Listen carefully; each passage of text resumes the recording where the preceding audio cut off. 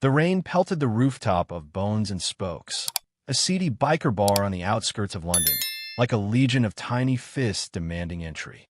Inside, a cacophony of pool balls clattering, cheap whiskey being poured, and muffled rock music created the kind of tension that crackled in the air. But none of that mattered to Ava Statham as she pressed her phone tightly to her ear, sinking further into a dim corner where the overhead bulbs flickered ominously. Her normally calm hazel eyes darted nervously about, seeking an exit, any exit from the chaos. "Dad, please just get here," she whispered, her voice trembling. She was trying not to cry, determined to maintain the self-assured composure she'd learned from her father. But the throbbing pain in her arm, and the unshakable knowledge it was broken, threatened to unravel her. Her arm had been snapped by a hulking biker named Zane, a brute whose cold stare had become etched in her memory just minutes before. Ava had come here on a mission of her own, an attempt to do something right. She'd heard rumors that a small-time drug gang was dealing beneath the veneer of the biker hangout. She had no intention of confronting them head-on. She merely wanted to gather enough evidence for a friend of hers at the local paper, exposing the operation in hopes of saving a few people from the addictive cycle.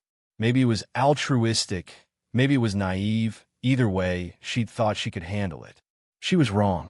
Zane had spotted her snapping photos with her phone. In one fluid motion, he'd lunged, twisted her arm behind her back, and then forced her to drop the device. He had not hesitated. She heard a crack that echoed in her mind even more than the thunder outside. By the time she realized she was howling, the entire bar had swiveled its attention to them. The boss, a wiry man named Rocco with a manic grin and face tattoos, merely snickered and clapped Zane on the shoulder. "She's just a little trespasser," Rocco had said with a dismissive shrug. "Give her a real scare. Let her run back to Daddy." Ava's mind reeled. It was a little too on the nose. Jason Statham had always raised her to be tough. He taught her how to handle bullies at school, told her stories about how intimidation was a cloak worn by the fearful. But to the men in this bar, she was just an inconvenience. They had no clue who her father was. Now, hunched in the corner, cell phone screen cracked, but miraculously still operational, she listened for her dad's voice. Static. Then that unmistakable, cool, measured tone that cut through her panic. "Ava, hang tight. I'm coming. Are you safe?" Before she could respond, a looming shadow blocked her view. Zane's thick arm appeared, hooking her phone from behind. He slapped it out of her hand and crushed it under his boot with a sneer. "No more calls," he grunted. Her heart hammered. "Jason Statham," she blurted. "My father." Zane cut her off with a barking laugh. "Sweetheart, I don't care if your dad is the King of England," he growled, wiping a smear of spittle from his mouth. "But if he comes here, he'll regret it." Ava tried to keep her wits about her. Pain was rocketing up her arm, but she knew she had to keep moving to find some safe spot until her father arrived. She edged away from Zane's hulking form. His shoulders were as wide as an old oak door, arms covered in swirling tattoos of serpents and skulls. The rest of the bar's patrons, mostly men in dark leather vests, their eyes bleary from smoke and cheap beer, took note of the altercation. With her phone gone, her best bet was to head outside and wait for her dad. She had no intention of waiting for him in this lion's den, but every step toward the exit felt like traversing a minefield. Zane stepped sideways, blocking her path to the door. Behind him, she glimpsed Rocco leaning back against the bar with an amused smirk. He gave Ava a mocking wave, entirely confident she was trapped. Ava's breath caught in her throat.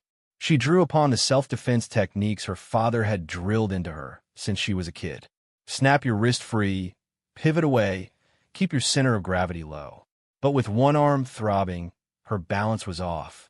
Zane's meaty hand seized her good wrist, tugging her off her feet before she could complete any sequence of movements. "Let her go," said a voice. Not the voice of her father, but a younger man seated at a nearby table. He wore a worn denim jacket, a patch over the left shoulder reading "Zero Mercy." His scruffy hair hung in limp strands around his narrowed eyes. "This isn't right," the man said quietly, his voice wavering with uncertainty. Zane shot the young biker a glare that promised retribution. Without even turning, he snarled, "Stay in your lane, pup." The young man half shrugged and returned his attention to his drink, clearly unwilling to push further. Ava tried to think of anything but the pain. She refused to scream this time. She might be terrified, but she would not give Zane that satisfaction again. She spat at his boots. "That all you got?" she hissed through clenched teeth, playing the only card she had left, defiance. Zane's beady eyes narrowed, his face contorting in fury. He drew back his free hand to strike. But an explosion from the far end of the bar, with splintering, the door shoved off its hinges, made everyone twist around in alarm.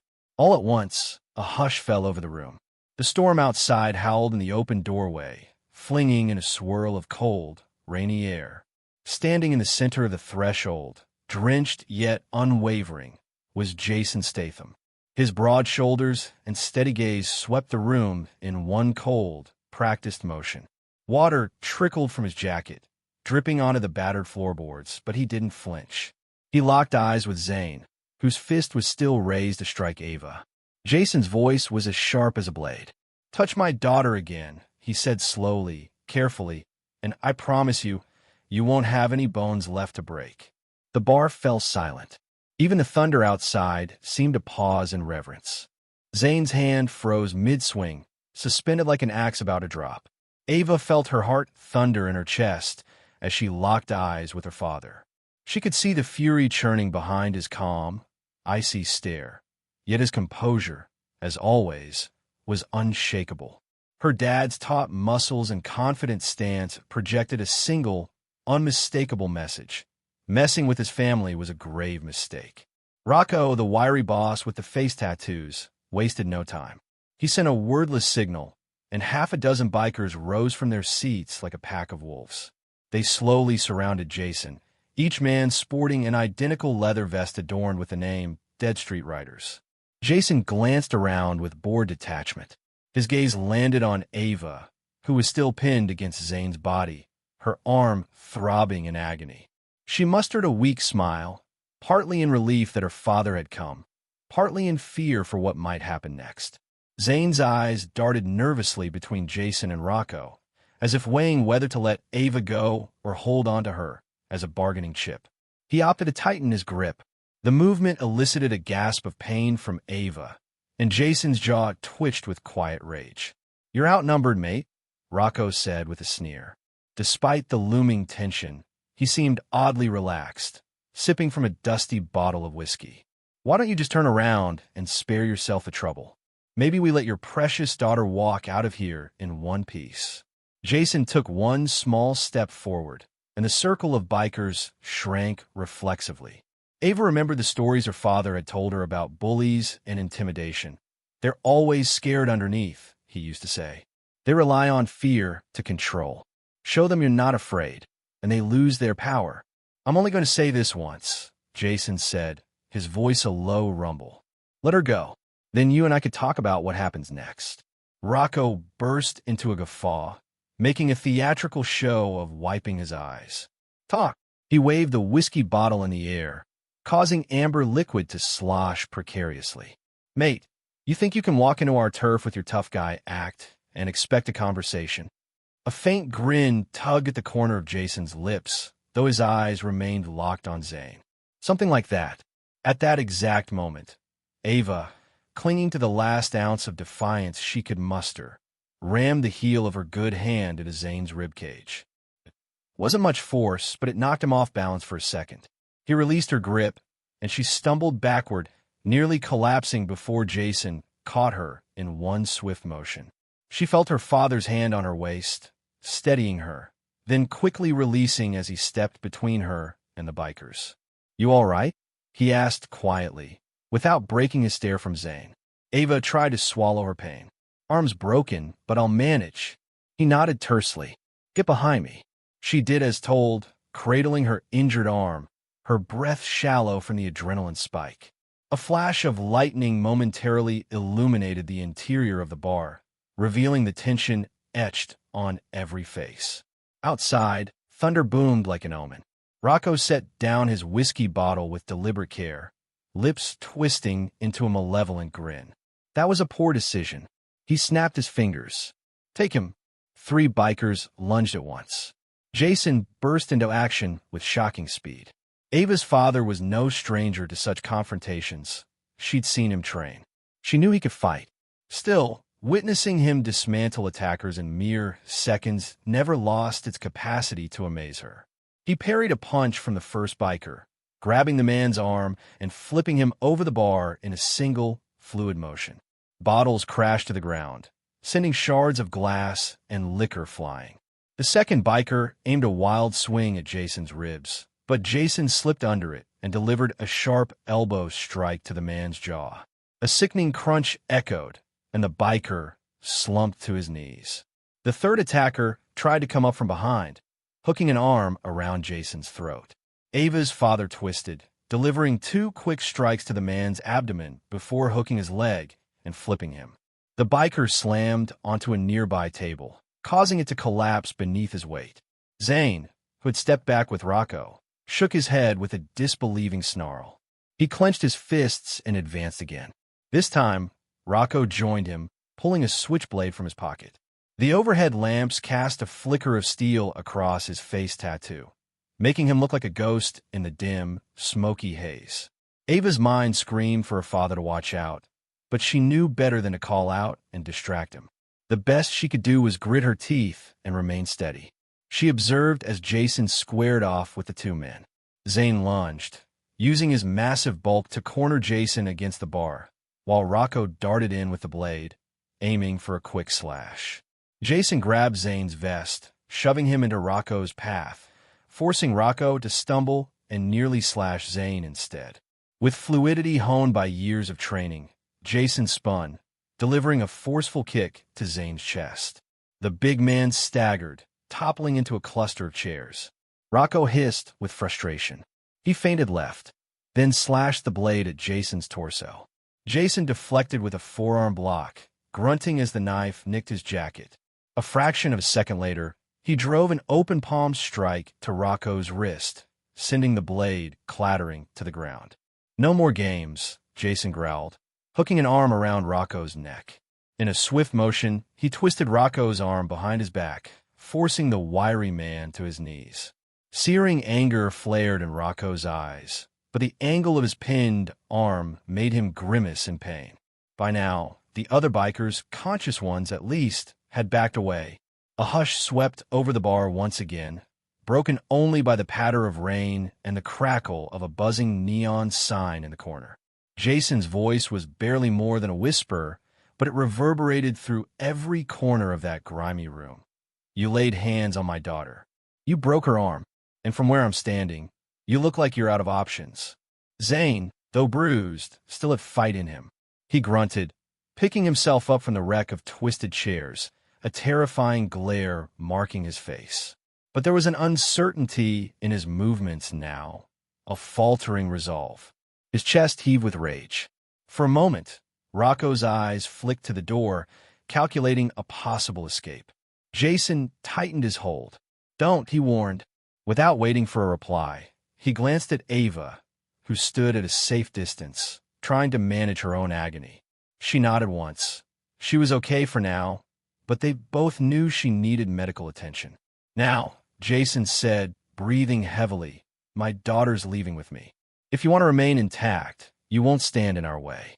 Rocco and Zane exchanged dark looks. The young biker from earlier, who had tried to intervene, stood in the background, nervously shifting from one foot to the other, seemingly torn about whether to help. Lightning flashed again, followed by thunder so loud the windows rattled. That's your only warning, Jason said. He released Rocco's arm with a final wrench that made the man gasp. Then Jason reached back, gently placing a hand against Ava's good shoulder. Together, they began inching toward the door. Zane made a strangled noise, furious and humiliated, but he didn't charge again. He wiped a trickle of blood from his mouth, eyes full of fire. You think we're done? He spat. This is just beginning. Ava's mind spun with dread.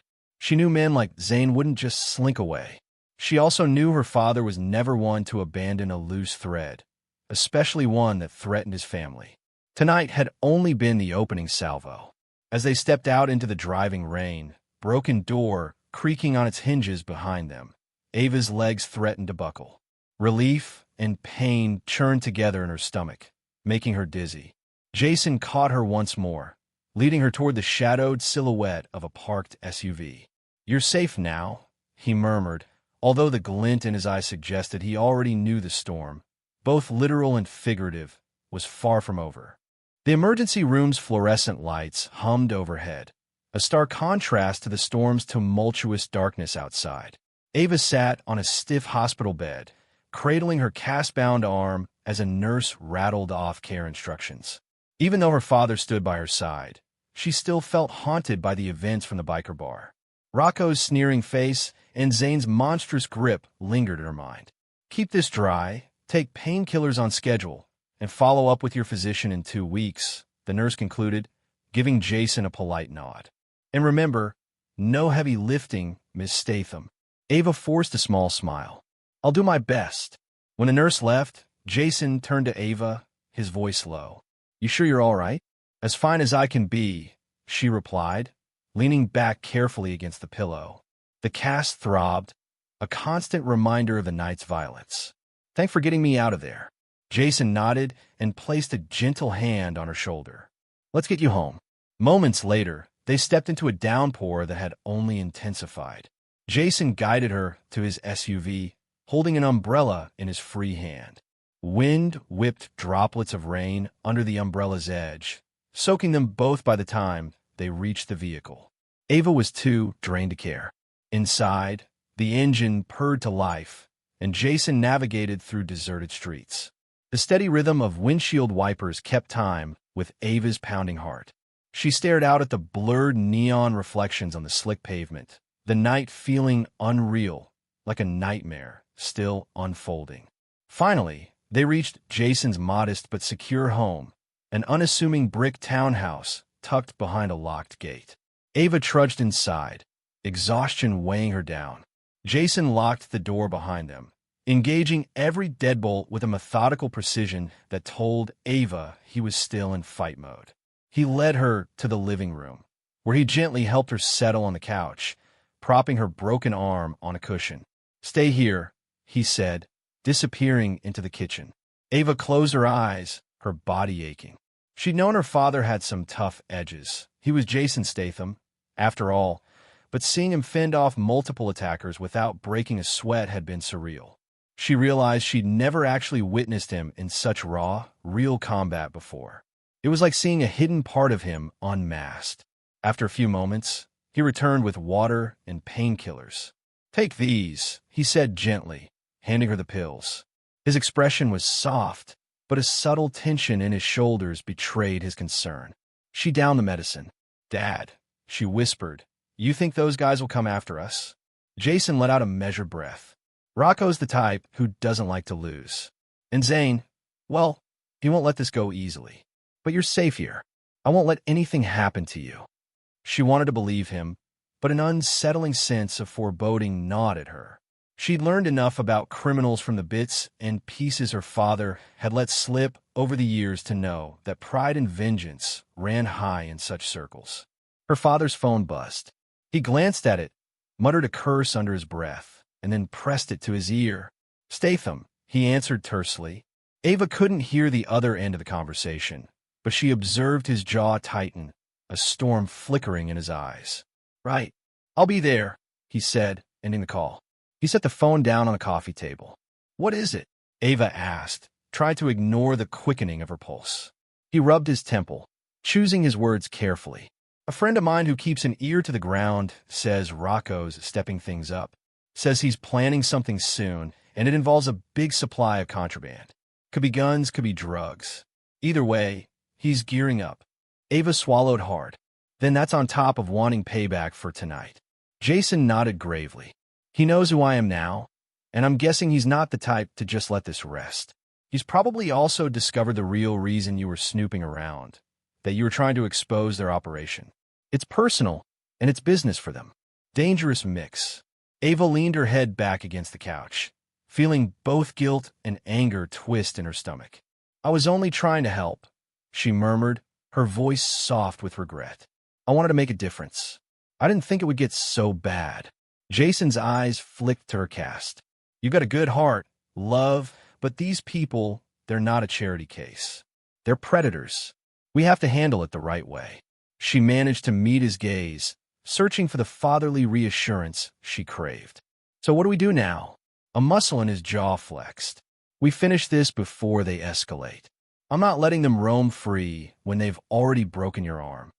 A brief silence settled, broken only by the faint patter of rain on the windows. I'll talk to some contacts, see if I can get more intel on Rocco's operation. In the meantime, you rest. Ava wanted to protest, to insist she could help, but the painkillers were already dulling her resolve. She nodded weakly, eyelids growing heavy. Okay, she murmured. Jason rose to his feet, gently tucking a blanket around her. Get some sleep, he said, heading toward the kitchen. His phone buzzed again as he walked, and Ava caught snippets of his hushed conversation. Words like warehouse, shipment, and midnight floated to her ears. She drifted off with these fragments swirling in her mind, forming dark visions of looming danger. When Ava woke, early morning sunlight streamed through the curtains, revealing a new day. Her father was perched at the kitchen table, scanning a laptop. A half-empty mug of coffee and a loaded handgun rested beside him. He glanced up as she approached, pulling her robe tighter around her shoulders. His gaze was grim. Feel any better? Kind of, she said. Her arms still throbbed, but the pain was more manageable thanks to the meds. Jason rubbed his stubble, a sure sign he hadn't slept. I've got a location. My friend says Rocco and his gang operate out of a warehouse near the old docks. They're expecting a shipment tonight. Something big. Ava felt an anxious flutter in her chest. You're going there. It wasn't a question. I have to. If I can intercept it, maybe I can shut this down before they start a war or come after you again. He placed a firm hand on her shoulder. But I need you to stay here. Door locked. No one gets in. She stared at him, part of her wanting to shout, take me with you. Another part realizing, realistically, she would only be a liability in her current state. I'll be careful, he promised, picking up the handgun and sliding it into a concealed holster. And if anything happens, you call the police first, then me, all right? She nodded, a rock forming in her stomach. All right. He pulled her into a gentle hug, mindful of her cast. I'll be back by morning, kid, he said, pressing a kiss to the top of her head. Nothing's going to happen to you.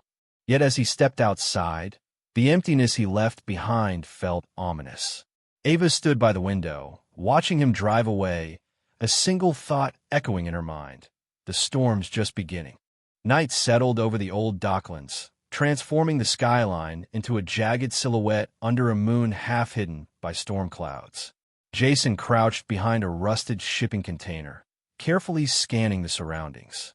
His inside source had been right. The Dead Street Riders had claimed this dilapidated warehouse for their own. At least a dozen motorcycles were lined up outside, their chrome exteriors reflecting the flicker of overhead floodlights. Between them, heavily tattooed bikers stood like sentinels, rifles slung over their shoulders. Jason felt a pulse of adrenaline course through him. This wasn't some back-alley scuffle. These men were armed and prepared. He slipped into a shadowy gap between containers, edging closer to the warehouse entrance. Through a grimy window, he could see stacks of crates arranged in neat rows, each presumably packed with illegal goods. The echo of hushed voices bounced off metal walls. Suddenly, a pair of footsteps approached. Jason flattened himself against the container, heart pounding. Two bikers strolled by, discussing the incoming shipment in low, tense tones. Boss says we unload, then move out within the hour, one grunted. He's furious about last night. Jason recognized that boss was certainly Rocco, and if Rocco was in a hurry, maybe he suspected Jason would come after him. He's right, Jason thought grimly. As soon as the pair disappeared, Jason crept forward. His breath quickened, mind locked on a single objective: disrupt the shipment, corner Rocco, and ensure Ava stayed safe. He reached a side door, testing the knob. Locked. He pulled out a small crowbar, wedging it under the handle with practiced finesse.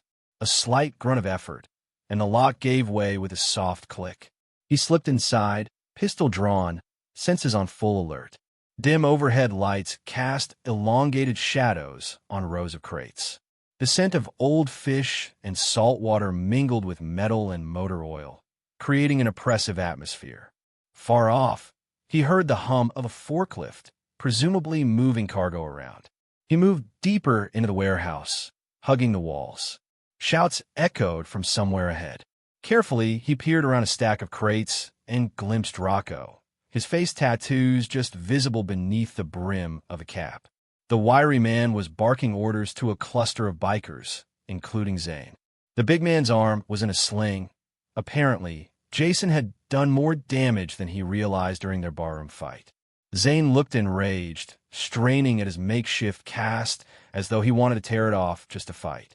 Next to him stood the young biker who'd momentarily tried to help Ava, now looking thoroughly uncomfortable with a rifle in his hands. Jason's gaze shifted to the crates. One was cracked open, revealing rows of compact weapons, handguns, possibly machine pistols. Another crate appeared to be full of bricks of suspicious white powder. So it was guns and drugs. His phone buzzed, nearly making him jump. He thumbed it to silent, cursing. A text from Ava. "Are you okay?" He allowed himself a brief exhale. "I'm fine," he typed back, then muted the phone entirely. He couldn't afford distractions. His plan was simple: sabotage, isolate, and neutralize. If he could trigger enough chaos to separate Rocco from his men, he could handle them in smaller groups. He spotted the forklift near a precariously tall stack of crates. A sly idea formed. Jason crept around to the forklift, hopped in, and carefully turned the ignition, relieved it wasn't locked. The engine roared to life, attracting immediate attention.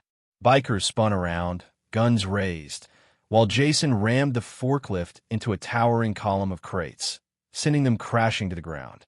Dust and debris filled the air, an uproar of splintering wood and metal echoing through the warehouse. Shouts erupted. Amid the confusion, Jason leaped off the forklift and took cover behind a fallen crate. Shots rang out, bullets ricocheting off concrete. He counted at least 6 men returning fire. Another burst of gunfire lit up the dim space. Jason peeked around the crate, spotting Rocco diving behind a steel beam, yelling commands. Zane was nowhere in sight, but Jason could guess he was circling around, trying to get a flank. He picked off one biker who ventured too close, a precise shot that disarmed the man. A second bullet lodged in a nearby crate, sending splinters flying, but Jason managed to duck before a third whistled overhead. "Where is he?" Rocco bellowed from somewhere in the swirling dust. "Fan out." Jason took advantage of the chaos to reposition, crawling to a better vantage point behind another row of crates. He spotted the young biker who'd shown a shred of compassion to Ava. The kid looked torn, rifle shaking in his hands. Jason silently willed him to stand down. A sudden yell came from behind Jason. He spun, only to find Zane barreling toward him with raw fury despite the arm's sling. Jason had just enough time to parry a wild swing, his hand hooking Zane's wrist. They tumbled into a stack of crates, crashing to the ground. Zane roared, punching at Jason with his good arm. Jason blocked awkwardly, feeling his shoulder wrench in the process. They wrestled for control, the big man's mass nearly pinning Jason. But with a surge of strength, Jason twisted, using Zane's momentum to flip him over. Zane's head hit the concrete with a sick thud. He groaned, eyelids fluttering. In the distance, the firefight continued, but here in this corner, it was just the two of them. Jason pressed his forearm against Zane's throat, forcing the man to focus. "You broke my daughter's arm," Jason hissed, keeping his voice low and lethal. "How does it feel, lying here with no backup?" Zane tried to spit, but coughed instead. "I'm not done," he choked. Jason applied a fraction more pressure. "You are now." Then, with practiced efficiency, he struck Zane's temple with a swift elbow. The big biker's eyes rolled back, and he went limp. Jason rose, grabbing Zane's fallen gun just in case, though he preferred not to use it. He scanned the warehouse, quickly calculating how many enemies remained. 3 or 4 still fired potshots, including Rocco. He ducked behind a massive generator as bullets pinged off its metal housing. Then he heard a voice behind him. "Over here." It was the young biker, trembling, rifle lowered. He beckoned Jason over. Jason eyed him warily, ready to defend himself. The young man's gaze darted to Rocco's position, then back to Jason. "I'm not with them," he said in a hushed rush. "Not really. I didn't sign up for this." Jason weighed his words, not fully trusting him, but pressed for time.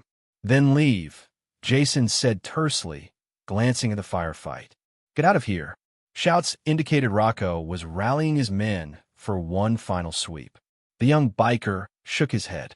"They'll kill me if I do, unless you finish them." His eyes flicked with a desperate hope that made Jason's stomach clench. "Fine. Stay behind me and don't do anything stupid." The biker nodded. Together, they shifted behind a row of cargo containers. Jason lobbed a discarded metal pipe in the opposite direction to create a noise. Another flurry of gunfire struck that side, giving him enough time to cross the open floor. Rocco screamed in fury. "We're not letting him out. Do you hear me? I want him dead." Jason and the young biker finally pinned Rocco and his remaining men between 2 stacks of crates. Gun raised, Jason barked, "Drop your weapons." But Rocco wouldn't yield. He fired wildly, nearly grazing Jason's shoulder. Jason returned fire, forcing Rocco's men to scatter. One by one, the other bikers saw the hopelessness of their position and dropped their rifles. All that remained was Rocco, face contorted with fury. He snapped off his last rounds, clicked empty, then hurled the gun aside. He brandished a knife, the same switchblade from the bar, glinting under the overhead lights. "No one humiliates me," he snarled, lunging forward. Jason sidestepped the slash, batting the knife, arm away. Rocco tried again, but Jason hooked his wrist, twisting it until the blade clattered to the floor. With a swift, punishing strike, Jason landed a blow on Rocco's chin. The wiry man collapsed to his knees, breathing raggedly, his eyes burning with hatred. Sirens wailed in the distance, an approaching cavalry that signaled the imminent end of this standoff. Jason felt his chest heave with relief. Ava was safe. Rocco and his operation were done. "You made one mistake," Jason said quietly, panting. "You went after my daughter." Rocco glared at him, teeth gritted, but couldn't muster a reply. Moments later, police lights flooded the warehouse. Officers poured in, guns drawn, ordering everyone to the ground. Jason raised his hands, stepping back. He'd anticipated this moment. He had friends in law enforcement who knew he was here. The young biker beside him dropped his rifle immediately, relief flooding his features. In the aftermath, Jason stood outside the warehouse, the early traces of dawn painting the horizon. A detective he recognized approached, patting him on the shoulder. "We've got them," she said. "Thanks for the tip. You okay?" He nodded, though he was bruised and exhausted. "Been better. You should get that looked at," she said, noting the blood on his jacket. "First, I'm going to see my daughter," he replied. And with that, he headed to his SUV, ignoring the throbbing pain in his side. When Jason finally stepped through the door of his townhouse, he found Ava perched on the couch, her broken arm cradled against her chest. She wore a haunted expression, relief flooding her eyes as soon as she saw him. She stood, rushed over, despite her injury, and gently embraced him. He kissed the top of her head. "It's done," he murmured. "They won't hurt you again."